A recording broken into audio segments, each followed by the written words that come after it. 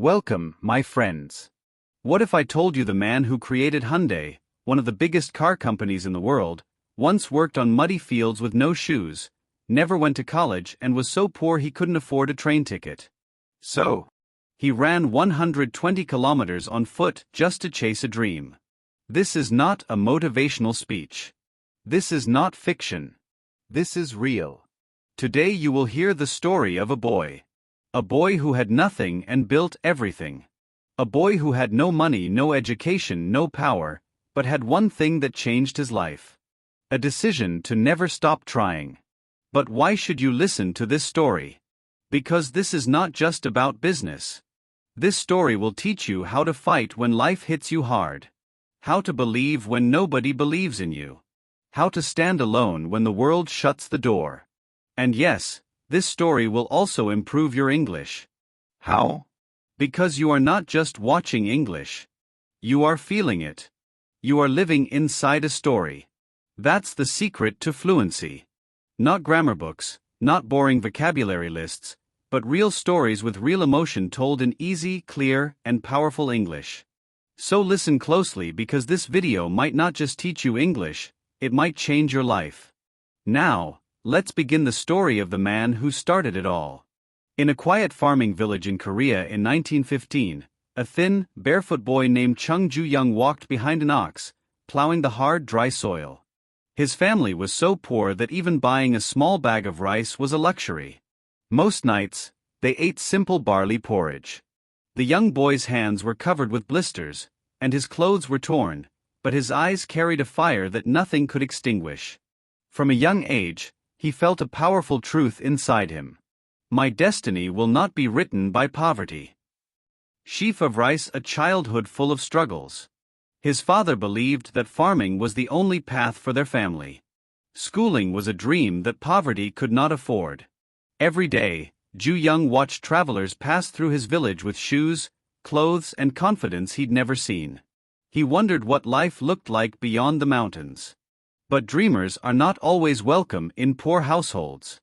Whenever he spoke about wanting to leave, his father replied, "Dreams don't fill empty stomachs." Yet Ju-young's hunger was not only for food, but for a future he had never seen. Person running the boy who tried and tried again.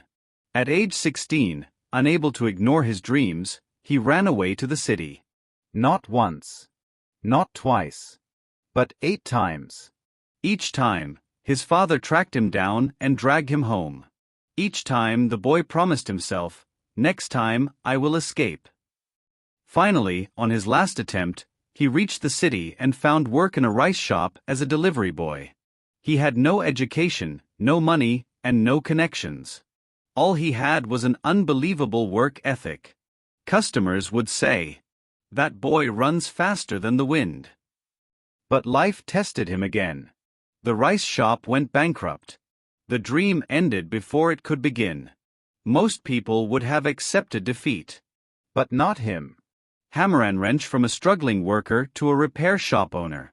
After several small jobs, failures, and hardships, in 1940 he managed to open a small automobile repair shop.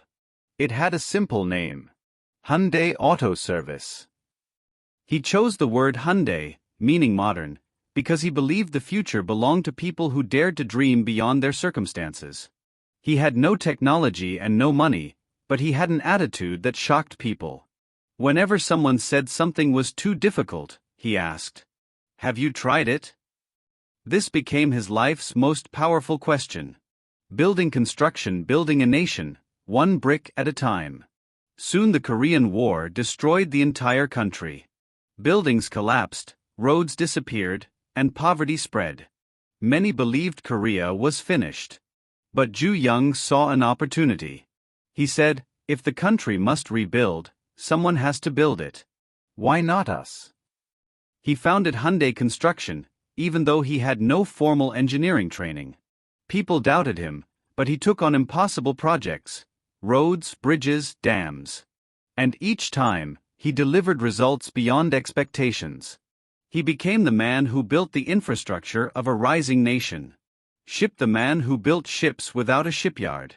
One day, he told the government he wanted to build ships. They laughed. Korea has no steel, no technology, not even a proper shipyard, Ju Young simply replied. We will build the shipyard first. Against all logic, he built the world's largest shipyard in an empty fishing village. And then he built some of the world's largest ships. Hyundai Heavy Industries was born from what people called madness. But he didn't listen to doubters. He listened to dreams. Automobile creating Hyundai Motor, the impossible dream. In 1967, when Korea was still poor, he decided to create a car company. Korea can't build cars. But Ju Young said, if others can do it, why not us? He worked day and night, gathered engineers, studied global models, and poured his soul into designing a Korean car. In 1975, Hyundai launched its first mass-produced car, the Hyundai Pony, and the world started to take notice. Today, Hyundai cars travel across every continent. But the journey began with a boy who once had no shoes. Light bulb the philosophy that changed his life. Chung Ju-young lived by one simple belief. Success is simple. Do it or do not do it. He believed that mountains move for those who refuse to stop climbing. He wasn't born rich. He had no formal education. He had no support. He had no privilege. What he had was a dream and the courage to chase it through poverty, failure, fear, doubt, and endless obstacles. Fire the message of his life. The story of Hyundai is not the story of a company.